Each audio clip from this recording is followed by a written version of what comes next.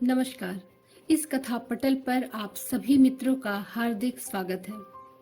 मनु भंडारी की कहानी त्रिशंकु के पिछले अंक में आपने सुना कि दूसरों से अलग दिखने की चाह में, आधुनिक होने के प्रयास में तनु की मम्मी ने लड़कों के घर आने जाने पर अपनी पूर्ण सहमति दी, पर आगे वो खुद इस स्थिति को संभाल नहीं पाई। तनु और शेखर का क्या हुआ, जानने के लिए आइए सुने कहानी का अगला भाग। वह बोलता कम था, पर शब्दों के परे बहुत कुछ कहने की कोशिश करता था और एकाएक ही मैं उसकी अनकही भाषा समझने लगी थी। केवल समझने ही नहीं लगी थी, प्रत्युत्तर भी देने लगी थी। जल्दी ही मेरी समझ में आ गया कि शेखर और मेरे बीच प्रेम जैसी कोई चीज पनपने लगी है। यूं तो शायद मैं समझ ही नहीं पाती, पर हिंदी फिल्में देखने के बाद इसको समझने में कोई खास मुश्किल नहीं हुई। जब तक मन में कहीं कुछ नहीं था, सब कुछ बड़ा खुला था, पर जैसे ही कुछ हुआ, उसे औरों की नजर से बचाने की इच्छा भी साथ ही आई। जब कभी दूसरे लड़के आते तो सीढ़ियों से ही शोर करते आते, जोर जोर से बोलते, लेकिन शेखर जब भी आता रेंगता हुआ आता और हम फुसफुसा कर बातें करते। वैसे बातें बहुत साधारण होती थी, स्कूल की, कॉलेज की, पर फुसफुसा कर करने में वे कुछ विशेष लगती थी। प्रेम को कुछ रहस्यमय, कुछ गुपचुप बना दो तो वह बड़ा थ्रिलिंग हो जाता है, वरना तो एकदम सीधा सपाट।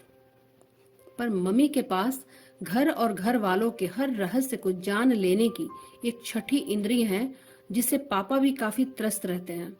उससे उन्हें यह सब समझने में जरा भी देर नहीं लगी। शेखर कितना ही दब छिप कर आता, मम्मी घर के किसी कोने में होती, फट से प्रकट हो जाती और फिर वहीं से पूछती, तनु कौन है तुम्हारे कमरे में? मैंने देखा कि शेखर के इस रवैये से मम्मी के चेहरे पर एक अजीब सी परेशानी झलकने लगी है। पर मम्मी इस बात को लेकर यूं परेशान हो उठेंगी, यह मैं सोच भी नहीं सकती थी। जिस घर में रात दिन तरह तरह के प्रेम प्रसंग ही पीसे जाते रहे हों, कुंवारों के प्रेम प्रसंग, विवाहितों के प्रेम प्रसंग, दो तीन प्रेमियों से एक साथ चलने वाले प्रेम प्रसंग, उस घर के लिए तो यह बात बहुत ही मामूली होनी चाहिए। जब लड़कों से दोस्ती की है तो एकाध से प्रेम भी हो ही सकता है। मम्मी ने शायद समझ लिया था यह सारी स्थिति आजकल की कलात्मक फिल्मों की तरह चलेगी, जिसकी वे बड़ी प्रशंसक और समर्थक हैं, पर जिनमें शुरू से लेकर आखिर तक कुछ भी सनसनीखेज घटता ही नहीं। जो भी हो, मम्मी की इस परेशानी ने मुझे भी कहीं हल्के से विचलित जरूर कर दिया। मम्मी मेरी माँ ही नहीं, मित्र और साथिन भी हैं। दो घनिष्ठ मित्रों की तरह हम दुनिया जहान की बातें करते हैं, हंसी मजाक करते हैं। मैं चाहती थी कि वे इस बारे में भी कोई बात करें, पर उन्होंने कोई बात नहीं की। बस जब शेखर आता तो वे अपनी स्वभावगत लापरवाही छोड़कर बड़े सहज भाव से मेरे कमरे के इर्द गिर्द मंडराती रहती। एक दिन मम्मी के साथ बाहर जाने के लिए मैं नीचे उतरी तो दरवाजे पर ही पड़ोस की एक भद्र महिला टकरा गई। नमस्कार और कुशल क्षेम के आदान प्रदान के बाद वे बात के असली मुद्दे पर आईं। ये सामने की छत वाले लड़के आपके रिश्तेदार हैं क्या? नहीं तो। अच्छा, शाम को रोज आप ही के घर बैठे रहते हैं तो सोचा आपके जरूर कुछ लगते होंगे। तनु के दोस्त हैं। मम्मी ने कुछ लापरवाही निसंकोच भाव से यह वाक्य उछाला कि बेचारी तीर निशाने पर न लगने का गम लिए ही लौट गई। वे तो लौट गई, पर मुझे लगा कि इस बात का सूत्र पकड़कर ही मम्मी अब जरूर मेरी थोड़ी धुनाई कर देंगी। कहने वाली का तो कुछ न बना, पर मेरा कुछ बिगाड़ने का हथियार मम्मी के हाथ में आ गया। बहुत दिनों से उनके अपने मन में भी कुछ उमड़ घुमड़ तो रहा ही है, पर मम्मी ने इतना ही कहा, लगता है इनके अपने घर में कोई धंधा नहीं है, जब देखो दूसरे के घर में चोंच गड़ाए रहते हैं। मैं आश्वस्त ही नहीं हुई, बल्कि मम्मी की ओर से हरा सिग्नल समझकर मैंने अपनी रफ्तार कुछ और तेज कर दी। पर इतना जरूर किया कि शेखर के साथ 3 घंटों में से 1 घंटा पढ़ाई में गुजारती। वह बहुत मन लगाकर पढ़ाता और मैं बहुत मन लगाकर पढ़ती। हाँ, बीच बीच में वह कागज की छोटी छोटी पर्चियों पर कुछ ऐसी पंक्तियां लिखकर थमा देता कि मैं भीतर तक झंझना जाती। उसके जाने के बाद उन पंक्तियों के वे शब्दों के पीछे के भाव मेरी रग रग में सनसनाते रहते और मैं उन्हीं में डूबी रहती। मेरे भीतर अपनी ही एक दुनिया बनती चली जा रही थी, बड़ी भरी पूरी और रंगीन। आजकल मुझे किसी की जरूरत ही महसूस नहीं होती। लगता जैसे मैं अपने में ही पूरी हूँ। हमेशा साथ रहने वाली मम्मी भी आउट होती जा रही हैं। शायद यही कारण है कि इधर मैंने मम्मी पर ध्यान देना ही छोड़ दिया है। रोजमर्रा की बातें होती रहती हैं, पर केवल बातें होती हैं, उसके परे कहीं कुछ नहीं। दिन गुजरते जा रहे थे और मैं अपने में ही डूबी अपनी दुनिया में और गहरे धंसती जा रही थी, बाहर की दुनिया से एकदम बेखबर सी। एक दिन स्कूल से लौटी, कपड़े बदले, शोर शराबे के साथ खाना मांगा, मीन मेख के साथ खाया और जब कमरे में घुसी तो मम्मी ने लेटे लेटे ही बुलाया, तनु इधर आओ। पास आई तो पहली बार ध्यान गया कि मम्मी का चेहरा तमतमा रहा है। मेरा माथा ठनका। उन्होंने साइड टेबल पर से एक किताब उठाई और उसमें से कागज की 5-6 पर्चियां निकालकर सामने कर दी। तौबा, मम्मी से कुछ पढ़ना था तो जाते समय उन्हें अपनी किताब दे गई थी। गलती से शेखर की लिखी पर्चियां उसी में रह गईं। तो इस तरह चल रही है शेखर और तुम्हारी दोस्ती? यही पढ़ाई होती है यहाँ बैठकर? यही सब करने के लिए आता है वो यहाँ? मैं चुप। गुस्से में मम्मी को जवाब देने से बढ़कर मूर्खता और कोई नहीं। तुमको छूट दी, आजादी दी, पर इसका यह मतलब तो नहीं कि तुम उसका नाजायज फायदा उठाओ। मैं फिर चुप। बित्ते भर की लड़की और करतब देखो इसके। जितनी छूट दो उतने ही पैर पसरते जा रहे हैं इनके।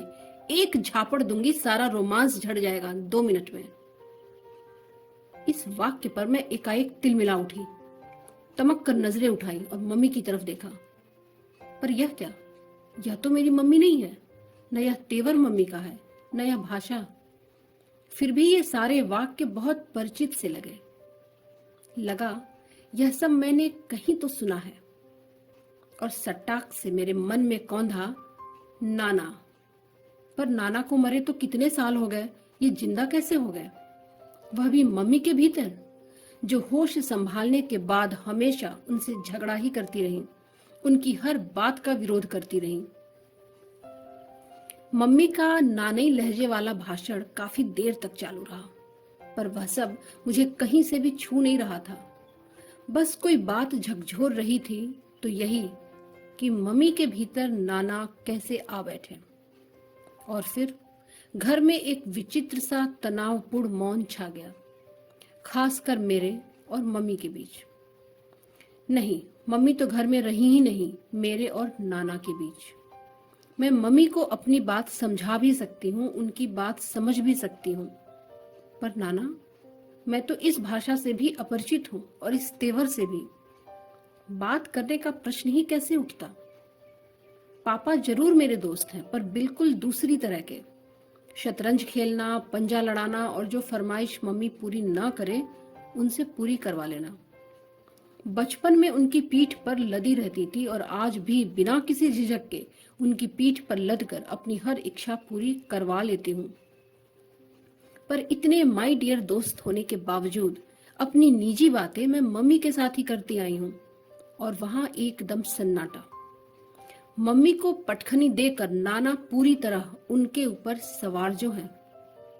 शेखर को मैंने इशारे से ही लाल झंडी दिखा दी, सो वह भी नहीं आ रहा, और शाम का समय है कि मुझसे काटे नहीं कटता। कई बार मन हुआ कि मम्मी से जाकर बात करूं, साफ साफ पूछूं कि तुम इतना बिगड़ क्यों रही हो। मेरे और शेखर की दोस्ती के बारे में जानती तो हो, मैंने तो कभी कुछ छिपाया नहीं, और दोस्ती है तो यह सब तो होगा ही।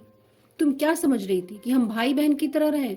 पर तभी ख्याल आया कि मम्मी है ही कहाँ जिनसे जाकर यह सब कहूं।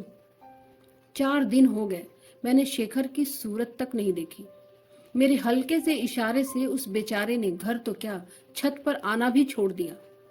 हॉस्टल में रहने वाले उसके साथी भी छत पर दिखाई नहीं दिए, न घर ही आए। कोई आता तो कम से कम उसका हालचाल ही पूछ लेती। मैं जानती हूँ वह बेवकूफी की हद तक भावुक भी है। उसे तो ठीक से यह भी नहीं मालूम कि आखिर यहाँ हुआ क्या है। लगता है मम्मी के गुस्से की आशंका मात्र से ही सबके हौसले पस्त हो गए थे। वैसे कल से मम्मी के चेहरे का तनाव कुछ ढीला हुआ है। 3 दिन से जमी हुई सख्ती से जैसे पिघल गई हो। पर मैंने तय कर लिया कि बात अब मम्मी ही करेंगी।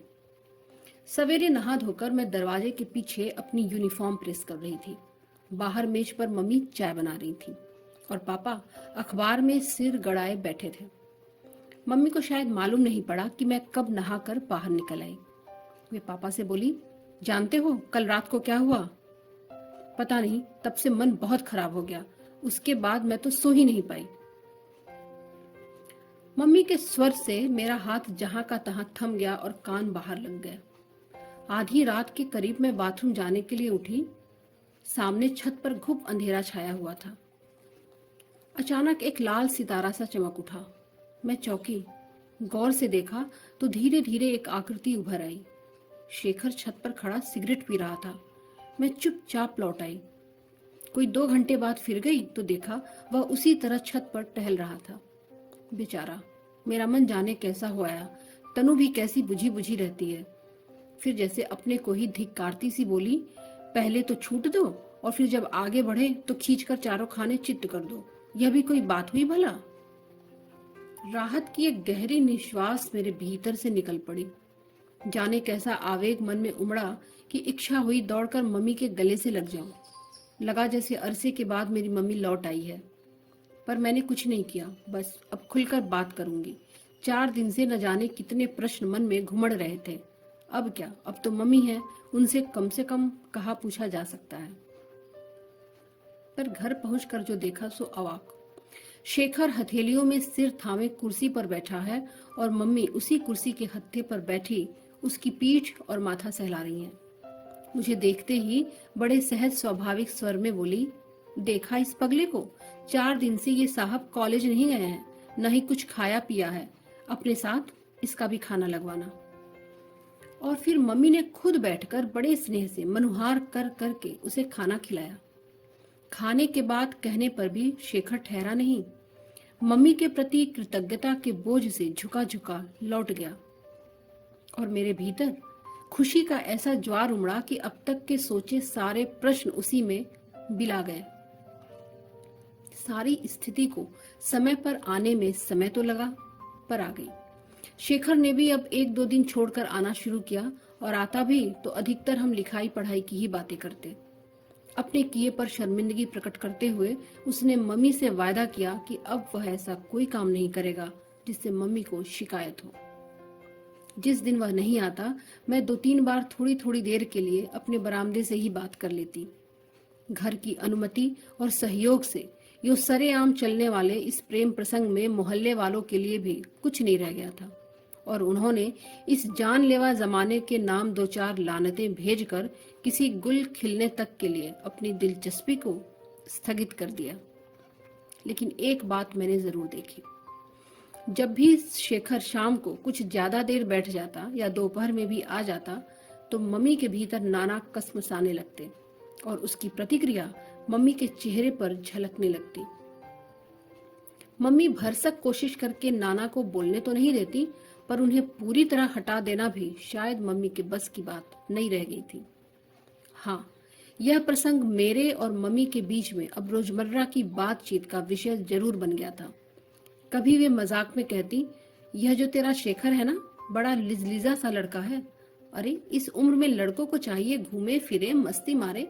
क्या मुहर्रमी सी सूरत बनाए मजनू की तरह छत पर टंगा सारे समय इधर ही ताकता रहता है। मैं केवल हंस देती। कभी वे बड़ी भावुक होकर कहती, तू क्यों नहीं समझती बेटे, तुझे लेकर कितनी महत्वाकांक्षाएं हैं मेरे मन में, तेरे भविष्य को लेकर कितने सपने संजो रखे हैं मैंने। मैं हंसकर कहती, तुम भी कमाल करती हो, अपनी जिंदगी को लेकर भी तुम सपने देखो और मेरी जिंदगी के सपने भी तुम ही देख डालो, कुछ सपने मेरे लिए भी छोड़ दो। कभी वे समझाने के लहजे में कहती, देख तनु, अभी तू बहुत छोटी हो, अपना सारा ध्यान पढ़ने लिखने में लगाओ और दिमाग से ये उल्टे सीधे फितूर निकाल डालो। ठीक है, बड़े हो जाओ तो प्रेम भी करना, शादी भी। मैं तो वैसे भी तुम्हारे लिए लड़का ढूंढने वाली नहीं हूँ, अपने आप ही ढूंढना। पर इतनी अकल तो आ जाए कि ढंग का चुनाव कर सको। अपने चुनाव के रिजेक्शन को मैं समझ जाती और पूछती, अच्छा मम्मी बताओ, जब तुमने पापा को चुना था तो वह नाना को पसंद था? मेरा चुनाव? मेरा चुनाव अपनी सारी पढ़ाई लिखाई खत्म करके 25 की उम्र में किया था मैंने, खूब सोच समझकर और अक्ल के साथ, समझी? मम्मी अपनी बौखलाहट को गुस्से में छिपाकर कहती, उम्र और पढ़ाई लिखाई ये दो ही ऐसे मुद्दे हैं जिन पर मम्मी मुझे जब तब धौंसती रहती हैं। पढ़ने लिखने में मैं अच्छी थी और रहा उम्र का सवाल, सो उसके लिए मन होता कि कहूँ, मम्मी तुम्हारी पीढ़ी का जो काम 25 साल की उम्र में करती थी, हमारी उसे 15 की उम्र में करेगी, इसे तुम क्यों नहीं समझती? पर चुप रह जाती। नाना का जिक्र तो चल ही पड़ा है, कहीं वे ही जाग उठे तो। छमाही परीक्षाएं पास आ गई थी और मैंने सारा ध्यान पढ़ने में लगा दिया था। सबका आना गाना बजाना एकदम बंद। इन दिनों मैंने इतनी जमकर पढ़ाई की कि मम्मी का मन प्रसन्न हो गया, शायद कुछ आश्वस्त भी। आखिरी पेपर देने के पश्चात लग रहा था कि एक बोझ था जो हट गया है। मन बेहद हल्का होकर कुछ मस्ती मारने को कर रहा था। मैंने मम्मी से पूछा, मम्मी कल शेखर और दीपक पिक्चर जा रहे हैं, मैं भी साथ चली जाऊं? आज तक मैं इन लोगों के साथ कभी घूमने नहीं गई, पर अब पढ़ाई करने के बाद इतनी छूट तो मिलनी ही थी। मम्मी एक क्षण मेरा चेहरा देखती रही और फिर बोली, इधर आ, यहाँ बैठ, तुझसे कुछ बात करनी है। मैं जाकर बैठ गई, पर यह समझ न आया कि इसमें बात करने को क्या है, हाँ कहो या ना। लेकिन मम्मी को बात करने का मर्ज है, उनकी तो हाँ ना भी 50-60 वाक्यों में लिपटे बिना नहीं निकलती।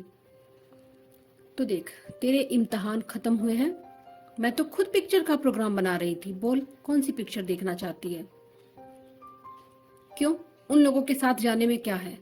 मेरे स्वर में इतनी खीज भरी हुई थी कि मम्मी एकटक मेरा चेहरा देखती रह गई। तनु, तुझे पूरी छूट दे रखी है बेटे, पर इतना ही तेज चल कि मैं भी साथ तो चल सकूं। तुम साफ कहो ना कि जाने दोगी या नहीं, बेकार की बातें मैं भी साथ चल सकूं। तुम्हारे साथ चल सकने की बात भला कहां से आ गई?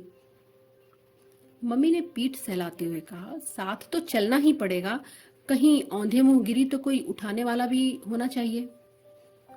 मैं समझ गई कि मम्मी नहीं जाने देंगी, पर इस तरह प्यार से मना करती हैं तो झगड़ा भी तो नहीं किया जा सकता।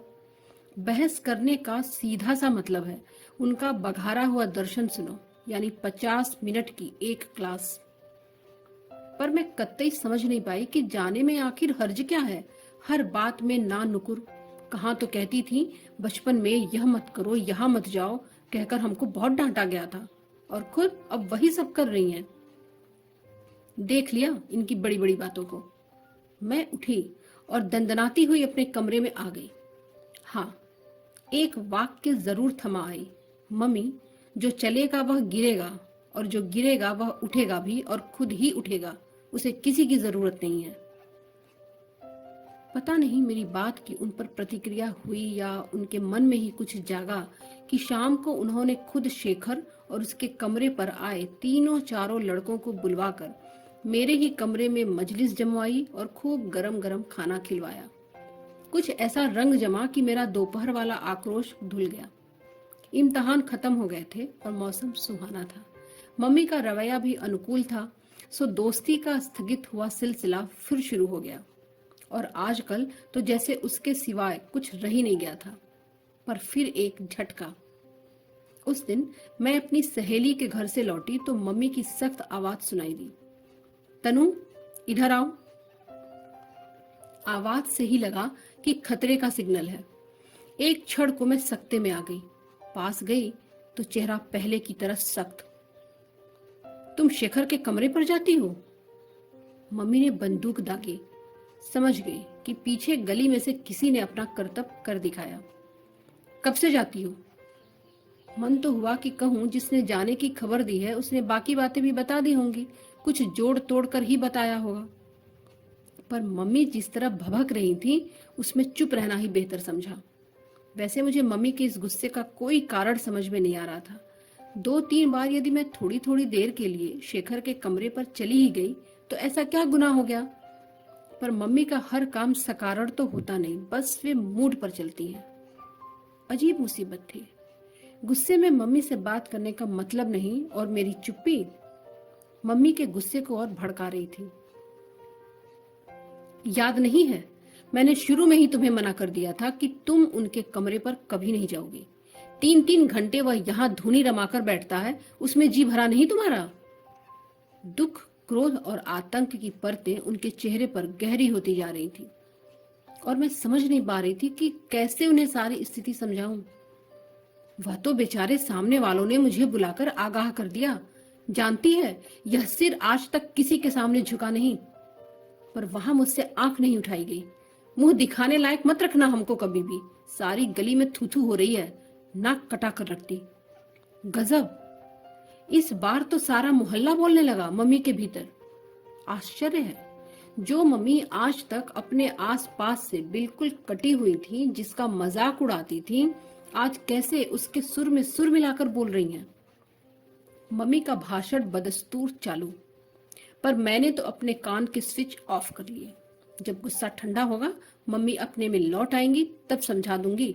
मम्मी, इस छोटी सी बात को तुम नाहक कितना तूल दे रही हो। पर जाने कैसी डोज लेकर आई हैं इस बार कि उनका गुस्सा ठंडा ही नहीं हो रहा। और हुआ यह कि अब उनके गुस्से से मुझे गुस्सा चढ़ने लगा। फिर घर में एक अजीब सा तनाव बढ़ गया। इस बार मम्मी ने शायद पापा को सब कुछ बता दिया है।